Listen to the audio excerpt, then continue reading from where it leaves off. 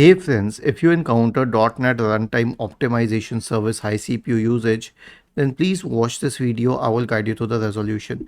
Now, while this seems to be a genuine service and everything, I will recommend trying a malware scan.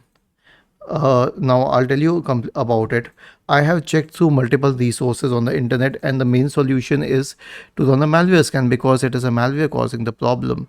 Here's what you have to do. Search for Windows Security in the Windows search bar and open Windows Security. Go to the Virus and Threat Protection tab. Click on Scan Options. Select Full Scan.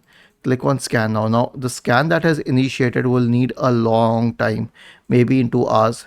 So let it take the let it take all the time it needs, and let it scan and let it remove the problem, the malware from your system. Was this helpful? If yes, then please subscribe to the channel. If not, then let us know in the comment section of the video on how we could help you further. Thank you for watching this video and have a nice day.